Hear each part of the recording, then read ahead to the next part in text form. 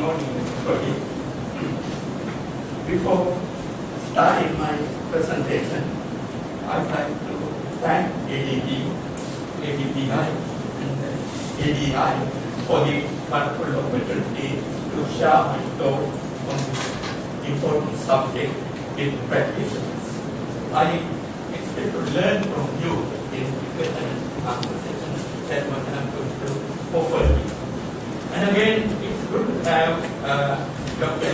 Yupin Singh as my chair. He's an expert in this subject area. I'm going to quote one of the interesting examples. He has popularized this subject area later in my presentation. The subject of the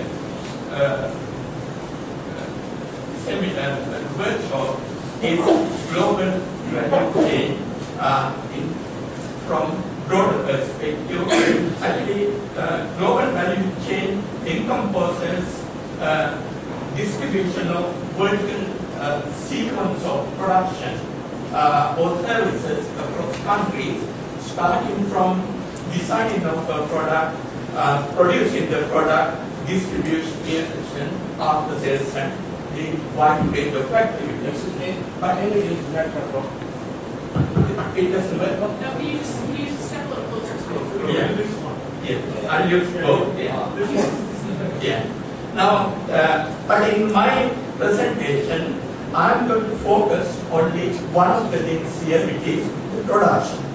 And related to production, global production sharing, how the production process is distributed among countries. And I'm going to structure my presentation in 3 sections. Firstly, I'm going to introduce the concept of global production sharing and the production networks. Then I'm going to come up with some statistics to show how important this phenomenon is. Basically, how it has acted as a driving force in linking dynamic economic in Asia to the global economy. Then finally, I'm going to talk about policy implications. Is it clear now? Not loud enough. Well, we'll see later. You just need to stand closer to it. Yeah, if I talk like this. That's perfect. All right. Thank you. Now, let me start with the basic introduction. I can define global production sharing in one sentence. It is simply splitting of the production process of a good or a service into discrete tasks which can be located in countries in which factor prices are well matched to the factor intensity of the particular task. The phenomena has gone in the literature under different terms like international production fragmentation, vertical specialization, slice in value chain, offshoring, and so on. I think all of you know the concept, but maybe you have not thought about its relevance for policy making. And again, easy to understand the concept using a simple example. Dr. Singh has a very important paper in which he has disaggregated the cost structure of iPad.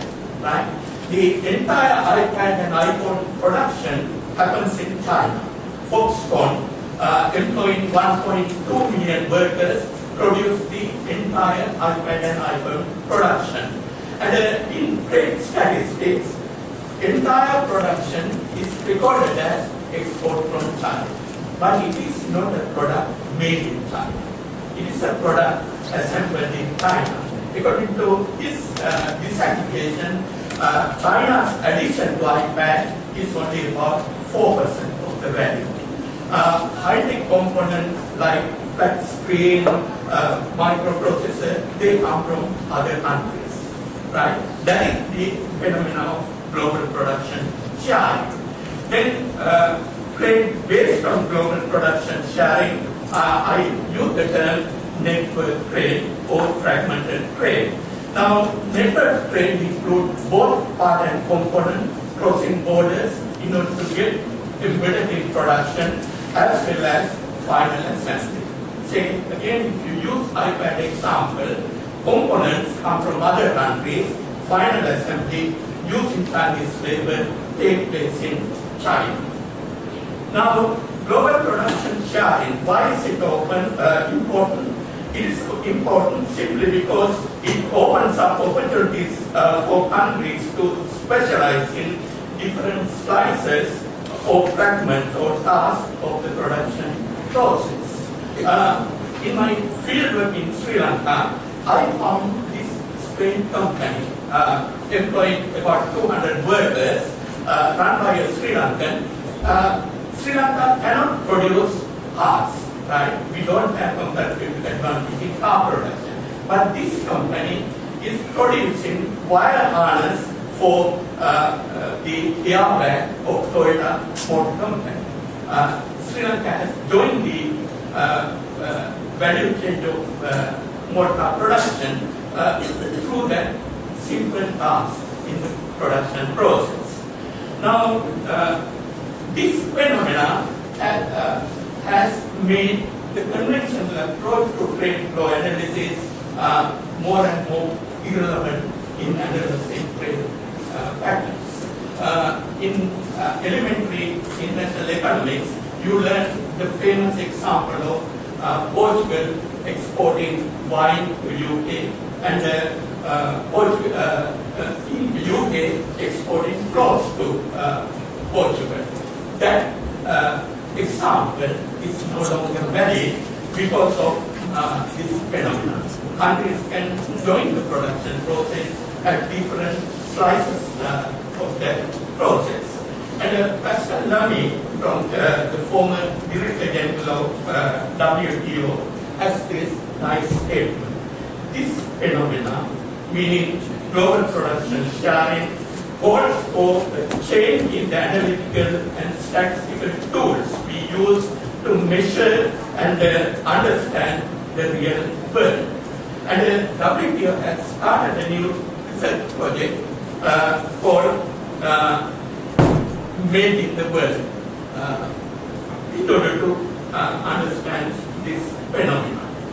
Now, global production sharing is not a new phenomenon, but there are two novelties here. Firstly, the coverage has expanded dramatically over the last 3 to 4 decades, and more importantly, there has been a massive global spread, shifting of part and component assembly and final assembly from developed countries towards developing countries. Developing countries' participation in global production sharing started with some light labor-intensive products like clothing, toys, and so on. But since that, product coverage has expanded to many areas. Some of the parts of this doesn't come here. Is there any way of yeah?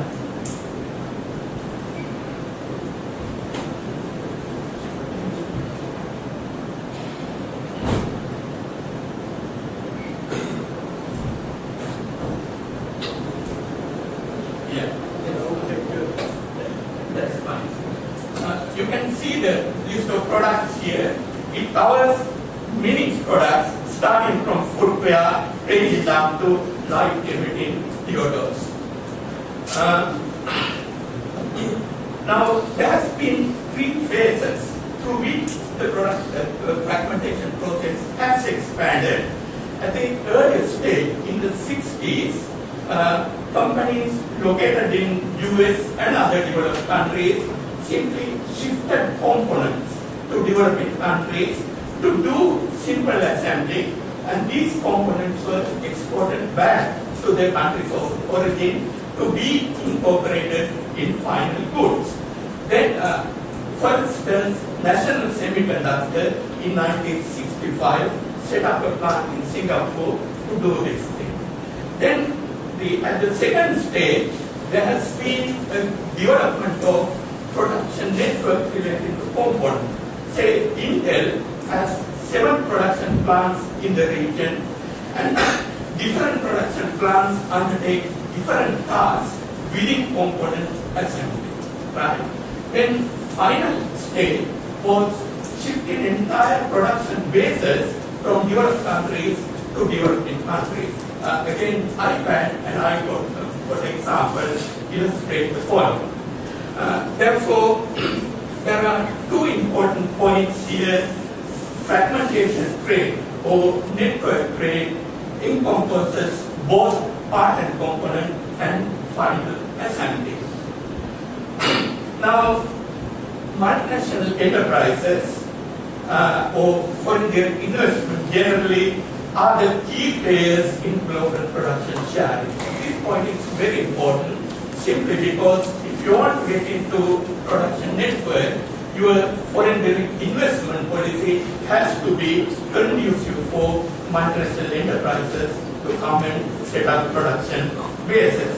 Of course, when the multinational come to a country and they become stabilized in that context, they might start subcontracting activities to other firms. But you should not expect that to happen immediately. It happens when the production base will become improved. Even then, still the bulk of global production sharing takes place through multinational networks. Now, with this, what I have done so far is to introduce the concept and then highlight the importance of the phenomena. Now, let me come up with a few statistics to show you how important this phenomena is. Network trade has grown at a much faster rate than world manufacturing trade, as you can see in this data. I have not included the methodology here. If you want to know how the computation was done, please send me an email. I can send you the background papers.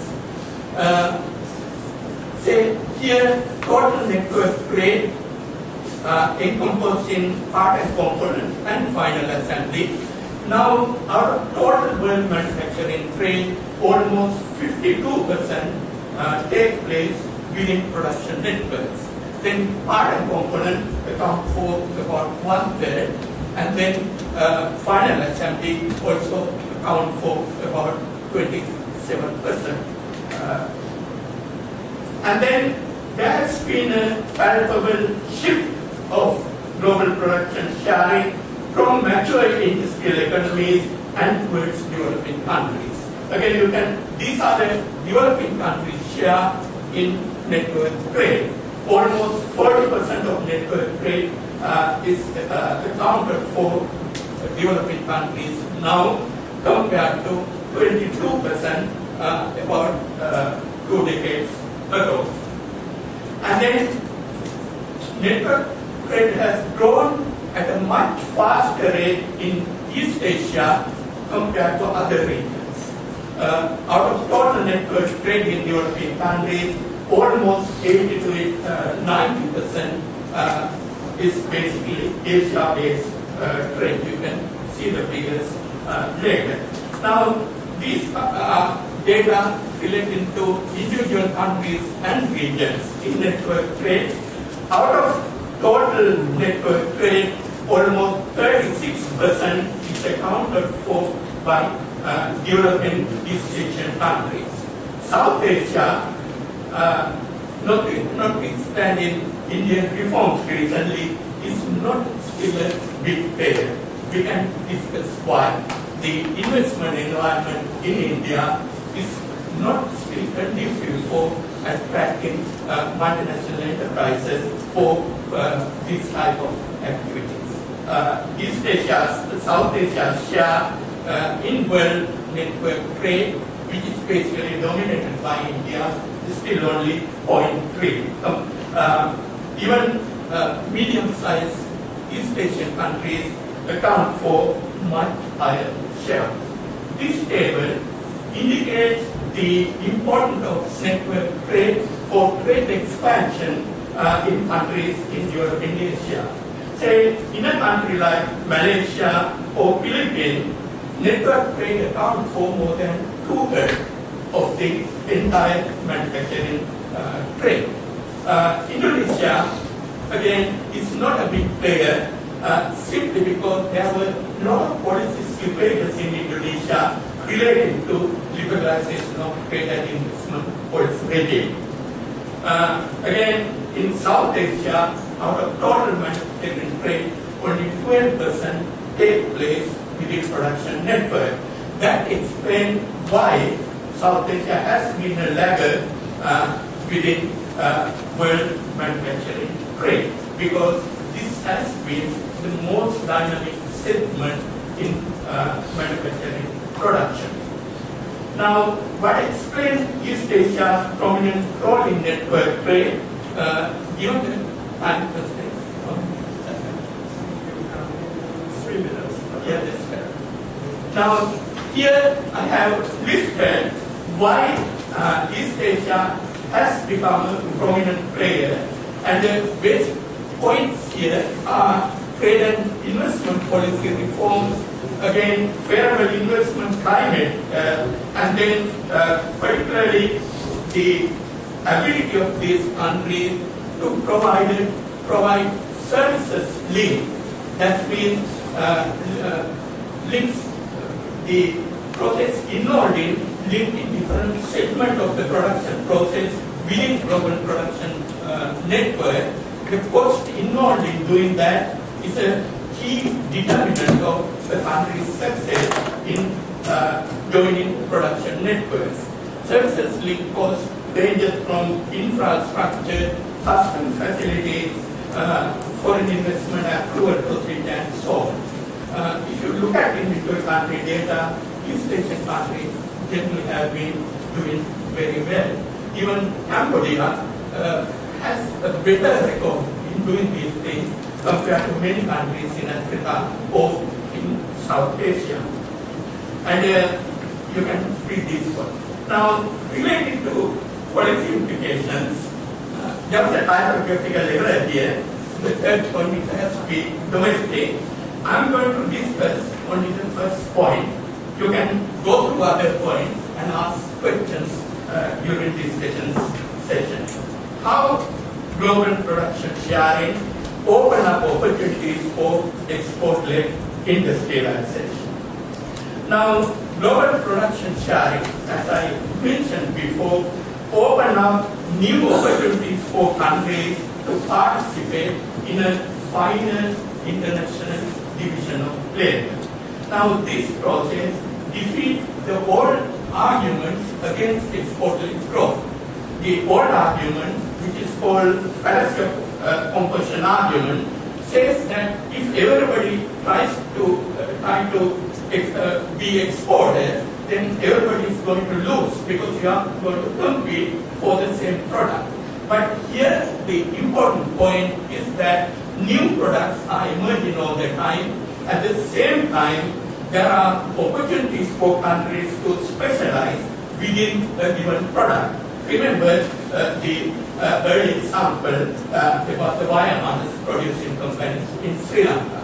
Then again, 6-7 years ago, there was no product called iPad. There was no tablets, right? These products have come into the picture as part of the global production sharing process. That's the process side. But the last point is very important here. But a country's success in joining global production sharing does not depend only on pure labor cost advantage. This is why only a handful of developing countries have benefited from the project. I'll take just a minute because time.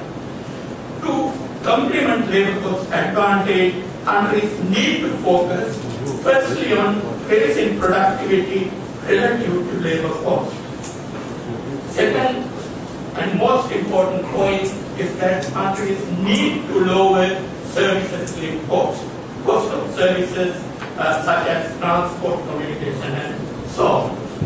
Now, raising productivity relative to wages is now, in this case, skilled labor availability is becoming more and more important. And in most of the production processes shifted from developed countries to developing countries are lower skilled by developed countries standards. But these tasks are more skill intensive from developing country point of view. Think about a supervisor or a mechanic in a production chain. In a developed country, it is considered low skill task, but in a developing country, it is a high skill task. Then a country which does not focus on developing technical skill is not going to benefit from the project. And especially at the early stage, availability of middle-level supervisory and technical manpower is very important. I have done a case study when I'm on this point. If you like, you can visit the. Then finally, lowering cost of services link. It includes many things, including infrastructure and trade-related logistics, political stability and policy certainty and transparency. Then property right protection is a very important phenomenon here. Then more importantly, concurrent liberalization of trade and investment policy regime. Why China has succeeded, why not India, partly related to this last point. I'll stop at that point because that was looking at me. And yeah, other points